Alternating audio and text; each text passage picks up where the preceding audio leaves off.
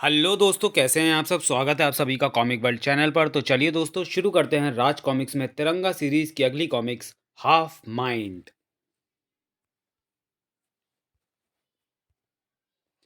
भूख क्या होती है ये तो वही बता सकता है जिसका घर रोटी से खाली और पेट भूख की आग से भरा हो। दादी, और भूख लगी है। मेरी भूख अभी भी नहीं मिटी है माँ। मुझे और रोटी चाहिए। आज इतना ही था बेटा। चलो अब उठो और पानी पीकर सो जाओ। बच्चे बिना कोई प्रतिरोध किए उठ गए। इसी बात से स्पष्ट था कि इस तरह भूखे पेट सोना बच्चों के लिए नई बात नहीं थी। ऐसा कब तक चलेगा बहू? कब तक हम यूं ही पिसते रहेंगे? कब तक बच्चे यूं ही भूखे पेट सोते रहेंगे? पिसनी पिसना हमारी नियति है माँ जी, और भूखे रहना हमारे भाग्य में लिखा है। अगर ऐसा ना होता तो हमारे परिवार को चलाने वाला जेल की काल कोठरी में न बैठा होता। करुण पुकार से भर गए बुढ़िया के स्वर। हे भगवान, ये कैसा इंसाफ है तेरा। इससे अच्छा तो तू हम सबको मार दे। तेरी पुकार भगवान ने सुन ली बुढ़िया। तुम सबको मारने हम यमदूतों को भेज दिया उसने। और इधर तुम मरोगे, उधर कानून फांसी देकर तेरे बेटे और इन बच्चों के बाप विशंबर को मार डालेगा। अपने पोतों और बहू की आत्मा के साथ यमराज के दरबार में अपने बेटे विशंबर का इंतजार करना। वह तुम्हारे पीछे पीछे ही वहां पहुंचेगा। मैं तुम्हें ऐसा नहीं करने दूंगी। कमीनों, आ चटाक। हमें रोकने का विचार अपने दिमाग से निकालकर अपने बच्चों और अपनी बूढ़ी सास को संभाल, ताकि तुम सबकी आत्मा इकट्ठी यमराज के पास पहुंच सकें। और ये तुम्हारी खुशकिस्मती है कि हम तुम सबको इसी घर में जलाकर मार रहे हैं, वरना तुम जैसे भूखे नंगों को कोई चिता की अग्नि भी नहीं देता। उस बदमाश के हाथ से छूटकर वह भभकती मशाल चार शरीरों को जिंदा ही चिता की आग में झोंकने के लिए बढ़ चली। लेकिन जुल्म की वह आग उन मजलूमों तक पहुंच पाती उससे पहले ही उन तक पहुंचा वह कपड़ा। अरे ये क्या? ये तो कोई कपड़े का टुकड़ा है। सही कहा, यह कपड़े का टुकड़ा ही है। लेकिन संतरी और हरे रंग के कपड़े का यह टुकड़ा उस तिरंगे का एक हिस्सा है जो लहराता है तो मजलूम जल नहीं सकता और जालिम बच नहीं सकता। थाक! आज हम बचकर भी जाएंगे और इनके साथ साथ तेरी चिता भी यहीं जलाकर जाएंगे। आ था बेवकूफ है बेवकूफ है तू, जो तुझे ये नहीं पता कि कई बार करिश्मा कुछ ऐसा भी हो जाता है। खट! आग से खेलने वाला ही खुद आग में जल जाता है। था तीनों गुंडों को धराशायी करके तिरंगा जैसे ही पलटा उसे सामने दिखाई दी वह करुणा भरी आंखें। तू जुग जुग जिए मेरे बच्चे। तूने हम गरीबों को सही समय पर आकर बचा लिया। मजलूमों को बचाना और उन्हें इंसाफ दिलाना तिरंगा का फर्ज है माँ। काठिया भाई के गुंडों से हमें बचाकर तुमने तो अपना इंसाफ कर दिया तिरंगा भैया, लेकिन कानून भी हमारे साथ इंसाफ करेगा, हमें इसकी उम्मीद नहीं। काठिया भाई, ये तो वही मुंबई का कुख्यात माफिया बॉस है, आजकल जिसकी दिल्ली में होने की खबर है। क्या ये उसी के कुंडे हैं? हाँ, ये उसी काठिया भाई के कुंडे हैं, और ये मुझे मेरे बच्चों और सास को इसलिए मारना चाहते थे ताकि मैं अपने उस बेगुनाह पति को बचाने के लिए कुछ ना कर सकूं, जिसे काठिया ने कत्ल के झूठे इल्जाम में फंसवाया हुआ है। अरे इन्हें क्या मालूम कि मैं चाहकर भी अपने पति को नहीं बचा सकती, क्योंकि जो औरत अपने भूखे बच्चों और बूढ़ी सास का पेट नहीं पाल सकती, वह अपने पति को बचाने के लिए ऐसा वकील कहाँ से करेगी जो उसके पति को अदालत में बेगुनाह साबित कर दे। अगर तुम्हारा पति सचमुच बेगुनाह है तो उसे अदालत में मैं बेगुनाह साबित करूंगा। प्रसिद्ध वकील सत्यप्रकाश जी, आप यहाँ? यस तिरंगा। आजकल दिल्ली हाई कोर्ट में इनके पति के केस की काफ़ी चर्चा है। बंगलौर से एक केस को निपटाकर जब मैं दिल्ली पहुंचा तो मैंने भी वह चर्चा सुनी, और फिर मैं इनकी पैरवी करने के लिए इनकी इजाज़त लेने यहाँ चला आया। तुमको भी यहाँ देखकर मुझे बहुत खुशी हुई। एक दिन के हज़ारों रुपए लेने वाला हिंदुस्तान का सबसे बड़ा वकील सत्यप्रकाश वर्मा हमारी पैरवी करेगा। माफ़ करना वकील साहब, हम अब आगे आपकी सेवाएं नहीं ले पाएंगे, क्योंकि हम सब बिक भी जाएं तब भी आपकी एक पेशी की फीस नहीं दे पाएंगे। मुस्कान खिल गई भारत के उस सबसे बड़े वकील के अधरों पर। मैं केस फीस के लिए नहीं बल्कि इसलिए लड़ता हूं ताकि सच्चाई से लोगों का विश्वास न उड़ जाए। लोग ये ना कहें कि कानून पैसे वालों का गुलाम है। वाह सत्यप्रकाश जी वाह, आपने दिखा दिया कि आप जैसे लोगों के रूप में अभी भी खुदा के फरिश्ते धरती पर मौजूद हैं। मुझे पूरा विश्वास है कि कल आप अदालत का रुख बदल देंगे। अगले दिन अदालत का रुख बदला हुआ था। माय लॉर्ड, खून करने जैसा जघन्य अपराध इंसान या तो तब करता है जब उसके पास बहुत बड़ा उद्देश्य हो, या तब करता है जब खून करना उसका शौक हो। लेकिन मुजरमों के कटघरे में खड़े विशंबर नामक इस आदमी के पास अपने एम्प्लॉयर कल्लन कालिया का खून करने का ना कोई उद्देश्य था और ना ही खून बहाना इसका शौक। लेकिन काटिया भाई नामक इस शातिर अपराधी के पास कल्लन कालिया की हत्या का उद्देश्य भी था और खून बहाना इसका शौक भी है। कल्लन कालिया इसका सहयोगी था और वह उसे अपने रास्ते से हटाना चाहता था, इसलिए इसने उसकी हत्या करके उसके इल्जाम में गरीब विशंबर को फंसा दिया। मिलॉर्ड, लगता है मेरे काबिल दोस्त कल्पना के घोड़े पर सवार हैं, तभी वे भूल गए हैं कि जिस खंजर से कत्ल हुआ उस पर विशंबर की उंगलियों के निशान पाए गए। मैं मानता हूं विशंबर की उंगलियों के निशान खंजर पर पाए गए, लेकिन उन निशानों का खंजर पर होने का मतलब यह नहीं कि मेरा मुवक्किल हत्यारा है। उंगलियों के निशान दूसरे तरीके से भी खंजर पर लिए जा सकते हैं। मैं अभी आपको दिखाता हूं कैसे। कहते हुए सत्यप्रकाश ने मेज पर रखी एक किताब उठा ली और उसे अप्रत्याशित तरीके से दूसरे वकील की तरफ उछाल दिया। दूसरे वकील ने अगर फुर्ती से उसे लपक न लिया होता तो उसकी नाक टूट गई होती। गुस्से से बेपर पड़ा वो। यह क्या बदतमीजी है। सॉरी मिस्टर लालवानी, मैं अपनी किताब वापस लेता हूँ। मुस्कुराते हुए सत्यप्रकाश ने किताब वापस ली और उसे अपने हाथ में थामकर हवा में लहराया। अदालत में किताब फेंकने की गुस्ताखी करने की माफ़ी चाहता हूँ मिलॉर्ड, मगर अपना सबूत पेश करने के लिए मेरा ऐसा करना ज़रूरी था। कृपया गौर कीजिएगा, हम उस किताब को खंजर मान लेते हैं और यह खंजर इस समय मेरे हाथ में है। मैं इस खंजर से अपने किसी दुश्मन का खून कर देता हूँ।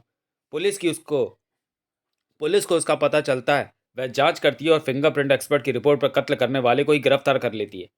लेकिन कत्ल करने के बाद भी पुलिस मुझे गिरफ्तार नहीं करेगी, बल्कि मिस्टर ललवानी को करेगी, क्योंकि इस खंजर पर मेरे नहीं, मिस्टर ललवानी की उंगलियों के निशान हैं। मैंने तो इसे जब भी पकड़ा रुमाल की सहायता से पकड़ा। सत्यप्रकाश की उस दलील को सुनकर सभी स्तब्ध और जज साहब प्रभावित हुए बिना ना रह सके। तुम्हारी दलीलों में दम है मिस्टर सत्यप्रकाश, इसलिए ये अदालत परसों तक इस आदेश के साथ मुलतवी की जाती है कि बचाव पक्ष में तुम्हारे पास जो भी सबूत होगा तुम परसों उन सभी के साथ अदालत में पेश होगे। Thank you my Lord, thank you. सबसे पहले तिरंगा ही उसे बधाई देने पहुंचा। बधाई हो सत्यप्रकाश जी, आज अदालत में आपने दिखा दिया कि आप जल्द ही दूध का दूध और पानी का पानी करके विशंबर को बेगुनाह साबित कर देंगे और हत्यारे काटिया भाई को फांसी के फंदे तक पहुंचा देंगे। ऐसा करना बहुत ज़रूरी है तिरंगा। ऐसा होगा तभी तो सच जीतेगा और झूठ हारेगा। नहीं नहीं, हम कभी नहीं हारेंगे और सत्यप्रकाश कभी नहीं जीतेगा। फिक्र मत करो साठिया, तुम्हारा भाई काठिया को फांसी के फंदे तक पहुंचाने की कोशिश करने वाला वकील सत्यप्रकाश खुद अपने आप को फांसी लगा लेगा और उसे ऐसा करने के लिए मजबूर करेगा। Half mind. जल्दी ही शहर में कुछ ऐसा घटने वाला था जिसमें तिरंगा का दिमाग बुरी तरह उलझ जाने वाला था, लेकिन फिलहाल तो तिरंगा का दिमाग कहीं और ही उलझा हुआ था। माता के दर्शन के लिए झंडे वाली माता के मंदिर की तरफ उमड़ी भक्तों की भीड़ बता रही है कि आज से पवित्र नवरात्रि शुरू हो चुके हैं।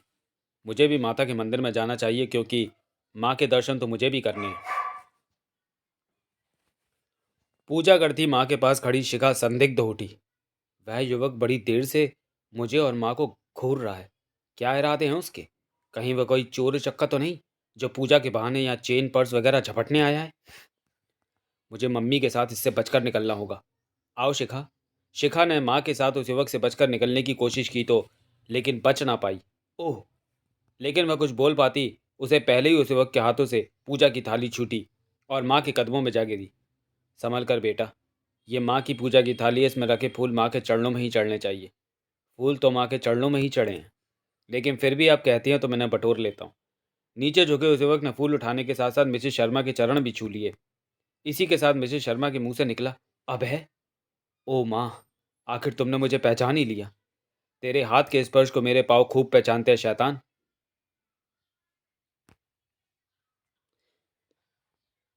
तेरे हाथ के स्पर्श को मेरे पाँव खूब पहचानते हैं शैतान। चल अब खड़ा हो और बता ये सब क्या है। तो तुम अभय भैया हो? और मैं समझी कोई चोर लुटेरा होगा जो तेरी चैन खींचने के लिए तुझे घूर रहा है, क्यों? बिल्कुल बिल्कुल यही समझी थी मैं, लेकिन आप इस रूप में कैसे अभय भैया? विस्तार से जानने के लिए पढ़े तिरंगा सीरीज की पूर्व प्रकाशित कॉमिक एक्स फाइल और RDX। अभय के चेहरे पर कुख्यात आतंकवादी एक्स के चेहरे के बाद मैंने अब ये नया चेहरा अपने चेहरे पर चढ़ाया है और साथ ही नया नाम भी धर लिया है। भारत। भारत कुमार नाम है मेरा। तुम और मम्मी मुझे इसी नाम से पुकारो, क्योंकि दुनिया की नज़र में हम अभय को एक्स के हाथों मरवा चुके हैं। तुमने नया चेहरा और नाम हासिल कर लिया, ये तो बहुत अच्छा हुआ। अब भारत बेटा, अब तुम इस रूप में आराम से हमारे साथ रह सकते हो। आओ घर चलें। नहीं माँ, अब मैं आपके साथ एक एक ही घर में नहीं रह सकता, क्योंकि आपके साथ रहकर मैं एक बार फिर लोगों और पुलिस को ये सवाल करने का मौका दूंगा कि मैं कौन हूँ और कहाँ से आया हूँ।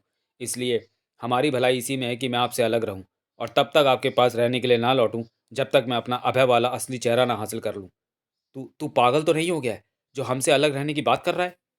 समझने की कोशिश करो माँ, मेरा आपसे अलग रहना बहुत ज़रूरी है, लेकिन आप चिंता ना करें। दूर रहकर भी मैं सदा आपके आसपास रहूंगा और मैं सिर्फ शारीरिक रूप से ही तो आपसे दूर रहूंगा, आत्मिक रूप से तो मैं सदा आपके पास रहूंगा। कभी भी आंखें बंद करके देख लीजिएगा, मैं आपको उपरोक्त के विषय में तिरंगा सीरीज की पूर्व प्रकाशित मुजरिम और देशभक्त नामक कॉमिकें पढ़कर जाने, इस शैतान की नानी की छुट्टियां खींचते और आओ और आपके चरणों में छिपा नजर आऊंगा। आशीर्वाद दे माँ कि तेरा ये बच्चा इस नए रूप में अपने सभी धर्म और कर्तव्यों को निभा सके। जा मेरे बच्चे, देवी माँ तुझे सफल करे। एक बार फिर माँ के चरण स्पर्श करने के बाद भारत वहां नहीं रुका रहा। आंसू बहाती माँ और शिखा को छोड़कर तुरंत ही वहां से रवाना हो गया वह। अच्छा हुआ माँ के चरण स्पर्श करने के बाद मैं वहां नहीं रुका, वरना माँ और शिखा की आंसुओं से भरी आंखें देखकर मेरी भी रुलाई फूट जाती। रो नहीं रहा था वह भारत का सच्चा पूत, लेकिन उसके चेहरे के भाव देखकर कोई भी बता सकता था कि अपने आंसुओं को अपनी आंखों में कितनी मुश्किल से रोके हुए था वह। अचानक सामने के दृश्य ने उसके चेहरे के भावों को एक झटके से बदल दिया। अरे, वह कार वाला क्या कर रहा है? ट्रेन आने वाली है और वह अपनी कार को फाटक के साइड वाले रास्ते से निकालकर फाटक के अंदर ले जा रहा है। लगता है बहुत जल्दी में है, लेकिन उसकी ये जल्दबाजी बेकार है। इधर वाले फाटक की तरह दूसरे वाले फाटक के साइड में इतनी जगह नहीं है कि वहां से होकर उसकी कार परली तरफ निकल जाए। उसे वापस लौटना होगा। अरे, ये उसने क्या किया? कार को पटरी के बीचों बीच ले जाकर खड़ा कर दिया। क्या उसे मालूम नहीं कि ट्रेन आने वाली है? शायद मालूम है, तभी वह कार को बैक करके पटरी से हटा रहा। अरे, उसने कार को बैक करके पटरी से हटाया और फिर आगे बढ़ाकर उसे पटरी पर खड़ा कर दिया। कभी वह कार को पटरी से हटा रहा है और कभी दोबारा पटरी पर खड़ा कर रहा है। क्या तमाशा कर रहा है वो? ओह, कू! अचानक भारत के साथ साथ वो तमाशे को देखते हुए हर आदमी को उस आवाज ने चौंकाया, जो उस ट्रेन के हल्के से गूंज रही थी, हलक से गूंज रही थी, जो तूफान की गति से उधर ही भागी आ रही थी जहां वह तमाशा हो रहा था। कू! वह सुपरफास्ट ट्रेन बेहद तेजी से इधर ही बढ़ती आ रही है, लेकिन कार के ड्राइवर को उसका गुमान भी नहीं है। वह तो अभी भी अपनी कार को पटरी पर आगे पीछे कर रहा है। इसका मतलब साफ है, वो मरना चाहता है, लेकिन मैं उसे मरने नहीं दूंगा। तमाशबीनों की भीड़ में से भारत को ही कार के ड्राइवर को बचाने की सूझी थी, लेकिन कार के पास पहुंचकर उसे पता चला कि कार के ड्राइवर की जान बचाने के चक्कर में उसने अपनी जान को मुश्किल में फंसा लिया है। ओह, कार के सभी दरवाजे लॉक तो हैं ही, साथ ही सभी शीशों पर काली फिल्में भी चढ़ी हैं। ऐसे में चीख कर उसे अपनी बात समझाने की कोशिश करना बेकार है, लेकिन उसे पल प्रतिपल पास आती मौत से बचाना तो जरूरी है। इसलिए मुझे कार के बोनट पर चढ़कर सामने के शीशे को फोड़ना होगा, छनाक, और फिर ड्राइवर को पकड़कर कार से खींचकर कार से कूदना होगा, धड़ाक, तुत तुत तुत तुत तुत तुत तुत। उफ, अगर मैंने एक सेकंड की भी देरी की होती तो कार के साथ हम दोनों के शरीर के भी परखच्चे उड़ गए होते। मौत टल चुकी थी, लेकिन हैरानी अभी भी बाकी थी। सत्यप्रकाश जी, आप आप तो हिंदुस्तान के प्रसिद्ध वकील हैं। आप आत्महत्या करना चाहते थे? क्यों? पता नहीं क्यों, लेकिन मुझे थोड़ी देर पहले लग रहा था कि मुझे आत्महत्या करनी भी चाहिए और नहीं भी करनी चाहिए, लेकिन अब मेरे दिमाग में ऐसा कोई विचार नहीं आ रहा। मैं अपने एक केस के सिलसिले में परेशान हूँ। लगता है उसी की वजह से मुझे टेंशन हो गई है, जिसकी वजह से मैं वह बेवकूफ़ी कर रहा था। बाय द वे, तुमने मेरी जान बचाई, इसके लिए शुक्रिया। कहो, मैं तुम्हारा ये एहसान उतारने के लिए क्या करूँ? यह एहसान नहीं, मेरा फ़र्ज़ था। वेरी गुड, तुम तो बड़े ही दिलचस्प नौजवान हो। नाम क्या है तुम्हारा? करते क्या हो? मेरा नाम भारत कुमार है। फ़िलहाल तो कोई काम तलाश कर रहा हूँ। जिस दिन काम मिल जाएगा काम करूँगा। ऐसा है तो तुम आज से ही काम करना शुरू कर दो, क्योंकि मैं तुम्हें अपने असिस्टेंट का काम दे रहा हूँ। मंजूर है? आप जैसे वकील का सहायक बनने का सौभाग्य भला कौन छोड़ना चाहेगा? गुड, चलो मेरे साथ, मैं तुम्हें आज से ही काम पर लगा देता हूँ। जल्द ही भारत सत्यप्रकाश एसोसिएट के शानदार ऑफिस में सत्यप्रकाश के सामने मौजूद था। यह काटिया भाई बनाम विशंबर के उस केस की फाइल है जिसने आजकल मेरे दिमाग को उलझा रखा है। इसकी स्टडी करो, यह तुम्हारे दिमाग के बंद खिड़की दरवाजों को खोलने के काम आएगा। कल इस केस की कोर्ट में तारीख है। मैं इसमें तुम्हारी राय चाहता हूँ। Okay sir. सत्यप्रकाश जी के साथ मुझे बहुत कुछ सीखने को मिलेगा। उस केस की फाइल का बड़ी बारीकी से अध्ययन करने के बाद भारत एक ही निर्णय पर पहुंचा। इस फाइल में आपने जिन सबूतों और गवाहों का जिक्र किया है उससे तो साफ लगता है कि गरीब विशंबर को फंसाया गया है। असली कातिल तो काठिया भाई है। गुड, मैंने तुम्हें अपना सहायक बनाकर गलती नहीं की। तुम बहुत समझदार हो। Thank you sir. अब देखना मैं सारे सबूतों और गवाहों को कल अदालत में पेश करके कैसे ये साबित करता हूँ कि इस केस में गुनाहगार अगर कोई है तो सिर्फ काठिया भाई। मुंबई से दिल्ली आया काठिया भाई नाम का ये शख्स बहुत बड़ा गैंगस्टर है। इसके दुबई में बैठे माफिया सरगनाओं से संबंध है। दिल्ली और मुंबई के कई आपराधिक संस्थानों को यह पनाह देता है। शहर के सभी गुंडे बदमाश इसके इशारे पर नाचते हैं, और इसने अपने सहयोगी कल्लन कालिया का बेरहमी से कत्ल करके उसके बेगुनाह गरीब ड्राइवर को उसके कत्ल के इल्जाम में फंसा दिया। ये सारी बातें बेबुनियाद और गलत हैं। शहर का बच्चा बच्चा जानता है काठिया भाई एक सीधा साधा सच्चा शहरी है। और काठिया भाई के सच्चा शहरी होने के सबूत दिल्ली और मुंबई में किए गए इनके धार्मिक और सामाजिक कार्य हैं। काठिया भाई एक संत आदमी है और हत्या जैसा जघन्य अपराध काठिया भाई जैसे संत नहीं, विशंबर जैसे शैतान करते हैं। इसलिए मेरी अदालत से दरख्वास्त है कि विशंबर को सख्त से सख्त सजा दी जाए। सत्यप्रकाश की उन दलीलों ने सिर्फ भारत को ही नहीं, अदालत में मौजूद हर शख्स को स्तब्ध कर दिया। और उस समय तो सभी की मानो सांसें ही अटक गई जब जज ने अपना फैसला सुनाया। विशंबर वल्द शंभू को यह अदालत अपने मालिक खल्लन कालिया की हत्या का दोषी करार देते हुए फांसी की सजा सुनाती है। नहीं! यह विशंबर की पत्नी की चीख थी, जो हिस्टीरिया के मरीज की तरह दहाड़ती सत्यप्रकाश के पास पहुंची थी।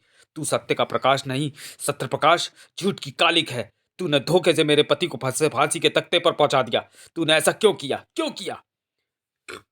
विशंबर की पत्नी जिस सवाल के लिए सत्यप्रकाश को झंझोड़ रही थी, उसका जवाब यहां था, हाफ माइंड के पास। वाह हाफ माइंड साहब, वाह! आपने हमसे 1 करोड़ रुपया तो लिया, लेकिन उसके एवज में वह कर दिखाया जो असंभव था। जिस समय मैंने सुना कि सत्यप्रकाश ट्रेन से टकराने से बच गया, तो मैं समझा कि बाजी हमारे हाथ से निकल गई। लेकिन आपने ना जाने उस पर फिर कौन सा जादू किया कि सत्यप्रकाश जैसा ईमानदार और देशभक्त वकील मुझ शैतान को संत कह बैठा।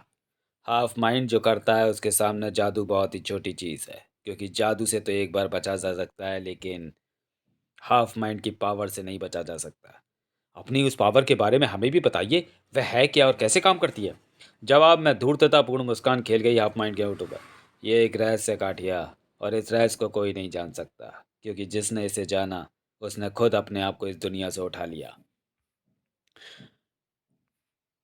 हाफ माइंड की सर्प सी फुमकार ने गठिया और साठिया को उन प्रश्नों को झिड़कने के लिए विवश कर दिया। लेकिन भारत के मस्तिष्क में अभी भी बहुत से सवाल नश्तर की तरह घुसे हुए थे। मैंने विशंबर और काठिया के केस की फाइल स्टडी की थी। उसमें हर पहलू, हर सबूत काठिया के विरुद्ध था। तो फिर सत्यप्रकाश जी एकाएक उसके पक्ष में कैसे हो गए? क्या वे बिक गए? नहीं, ऐसा नहीं हो सकता। कारण कोई और है, लेकिन उस कारण को तलाशने से पहले मुझे उस केस की फाइल और सारे सबूतों के बारे में सत्यप्रकाश जी से पूछना चाहिए। भारत के उन प्रश्नों का जवाब विस्फोट कर देने वाला था। मैंने केस के सारे सबूत नष्ट कर दिए। ओह नहीं, ऐसा आपने क्यों किया सर? मुझे नहीं मालूम। नष्ट करूं या ना करूं, इस पसोपेश से मैंने उन्हें नष्ट कर दिया। अब मुझे तंग मत करो, अब तुम्हारी छुट्टी, जाओ अपने घर। Okay sir. भारत बाहर जाने के लिए दरवाजे की तरफ बढ़ा तो सत्यप्रकाश ने उसे रोका। एक मिनट रुको भारत, ज़रा मुझे बताते जाओ कि मैं इस चाकू को अपने हाथ में पकड़े रहूं या अपने सीने में मार लूं। ओ नहीं! स्थिति की गंभीरता को तुरंत समझकर अगर भारत ने वह छलांग लगाकर सत्यप्रकाश की कलाई न थाम ली होती तो सत्यप्रकाश ने चाकू को अपने सीने में मार ही लिया होता। चाकू फेंकिए सर। ओह, आपकी तबीयत ठीक नहीं है सर। मैं अभी आपके बेटे को बुलाता हूँ ताकि वो आपको घर ले जाए। भारत ने तुरंत ही सत्यप्रकाश के घर फ़ोन करके उनके बेटे हरीश को वहाँ बुला लिया। थैंक यू भारत, तुमने पापा की जान बचाई। वेलकम हरीश, प्लीज़ सर का ख्याल रखना। सत्यप्रकाश को उनके बेटे हरीश के साथ भेजकर भारत ने लिया वह निर्णय। सत्यप्रकाश जी जैसा बुद्धिमान और जीनियस आदमी ऐसी हरकतें क्यों कर रहा है? मुझे इसका पता लगाना होगा, और साथ ही पता लगाना होगा नष्ट हो चुके उन सबूतों का, जो गरीब विशंबर वाले केस में एक नया मोड़ लाकर यह साबित कर सके कि वह बेगुनाह है। और ऐसा मैं करूंगा तिरंगा बनकर। मेरे लिए यह अच्छा है कि मैंने भारत के रूप में सत्यप्रकाश जी के यहाँ उस केस की फाइल को बड़ी बारीकी से पढ़ा है। इसलिए मैं उस केस को दिमाग में रखकर किसी ऐसे सूत्र को पकड़ सकता हूँ कि मैं बिना समय गवाए जल्द से जल्द केस की तह में पहुँच सकूँ। अपने मतलब के सूत्र को पकड़ने में तिरंगा को ज़्यादा देर नहीं लगी। केस की फाइल के अनुसार कल्लन कालिया की हत्या एक ऐसे खंजर से की गई जिसे पुराने शिकारी शिकार करने में इस्तेमाल किया करते थे। वह एक नक्काशीदार फैंसी खंजर था जिसकी कीमत कम से कम 10,000 रुपये आकी गई है। इतना कीमती खंजर खरीदना गरीब विशंबर के वश की बात नहीं है। इसलिए अगर मैं उस खंजर के असली खरीदार को ढूंढ लूँ तो मेरी बहुत बड़ी मुश्किल हल हो सकती है। और ऐसा करना ज़्यादा मुश्किल काम नहीं होगा, क्योंकि इस शहर में इतना महंगा शिकारी खंजर बेचने वाली कुछ ही दुकानें होंगी। तिरंगा की तलाश शुरू हो चुकी थी, और जैसे जैसे उसकी तलाश आगे बढ़ रही थी वैसे वैसे वह अपनी तलाश के निशान पीछे छोड़ता चला जा रहा था। और जैसे जैसे उसकी तलाश के निशान पीछे छूट रहे थे वैसे वैसे उसकी तलाश चर्चा का विषय बनती जा रही थी। गजब हो गया हाफ माइंड साहब, मेरे आदमियों ने खबर दी है कि तिरंगा उस नक्काशीदार खंजर के मालिक की तलाश में शहर भर की खाक छान रहा है, जिसे मैंने शक्तिनगर की एक दुकान से खरीदा था। बहुत जल्दी वो उस शॉप पर पहुंच जाएगा और फिर पहुंच जाएगा मुझ तक, और ऐसा हो गया तो बहुत बड़ी गड़बड़ हो जाएगी। चिंता मत करो, हाफ माइंड के होते तुम्हारा कुछ नहीं बिगाड़ पाएगा। तिरंगा। जी हाँ, ये खंजर हमारी दुकान से ही बिका है। क्या आप बता सकते हैं कि इसे आपने कब और किसे बेचा था? मेरे पास इसका डुप्लीकेट बिल पड़ा हुआ है, मैं वह आपको दे देता हूँ, उस पर सब कुछ लिखा है। बिल हाथ में आते ही तिरंगा की आंखें चमक उठी। इस बिल के रूप में मेरे हाथ विशंबर को बेगुनाह साबित करने का एक बहुत बड़ा सबूत लग लग गया है, क्योंकि यह बिल काठिया बाई के नाम ही काटा हुआ है। इस बिल के बल पर अब तो कोई बच्चा भी अदालत में ये साबित कर सकता है कि कल्लन कालिया का कातिल विशंबर नहीं, काठिया बाई है। उस बिल के रूप में काठिया बाई के खिलाफ एक बहुत बड़ा सबूत लेकर दुकान से बाहर निकलता तिरंगा अचानक ठिठक गया। उसने एक बार फिर अपने हाथ में थमे उस बिल को देखा। इस बिल को फाड़ूं या नहीं फाड़ूं? अब तिरंगा की आंखों के भाव बदले हुए थे। इस समय उसकी आंखों में ठीक वैसे ही भाव थे जैसे कसाई की आंखों में उस समय होते हैं जब वह बकरे को हलाल करने जा रहा होता है।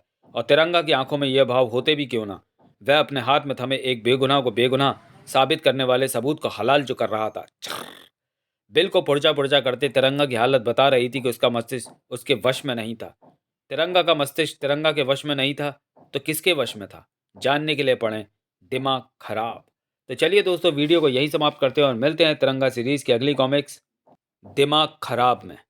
यह खंजर कितना खूबसूरत है, इसे मैं अपने पेट में मार लेता हूँ। आज अपना ही अंत करने पर उतारू है तिरंगा। क्या हो गया है इसका? दिमाग खराब। तो चलिए दोस्तों, मिलते हैं दिमाग खराब में। तब तक के लिए धन्यवाद।